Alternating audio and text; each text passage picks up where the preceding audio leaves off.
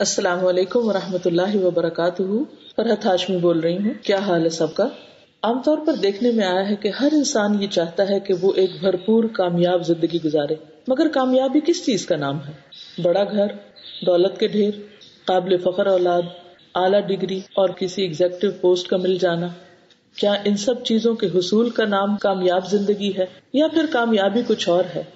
بظاہر دیکھنے میں بہت سے لوگ اس اعتبار سے تو کامیاب انسان کہلائے جا سکتے ہیں، لیکن بہت سے لوگ ان چیزوں کے مل جانے کے باوجود بھی خوش نہیں ہوتے.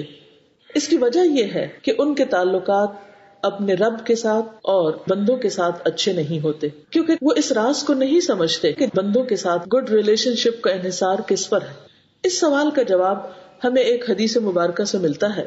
رسول اللہ صلی اللہ علیہ وسلم نے فرمایا، لا یؤمن احدکم حتی یحب لاخیہ ما یحب لنفسہ.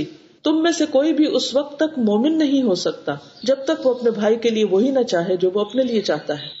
تو گویا اچھے تعلقات کا راز دوسروں کو اپنی ذات پر ترجیح دینے میں ہے، جیسا کہ قرآن مجید میں بھی آتا ہے، وَيُؤْثِرُونَ عَلَىٰ أَنفُسِهِمْ وَلَوْ كَانَ بِهِمْ خَصَاصَةٌ. وہ دوسروں کو خود پر ترجیح دیتے ہیں خواہ وہ خود محتاج ہی کیوں نہ ہو.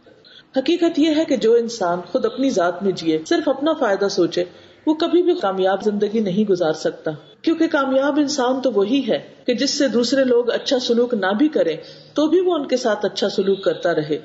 وسعت قلب اور وسعت ظرف والے ہی دراصل خوش قسمت لوگ ہیں.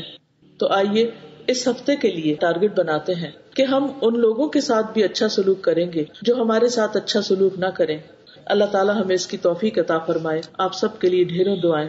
السلام علیکم ورحمۃ اللہ وبرکاتہ.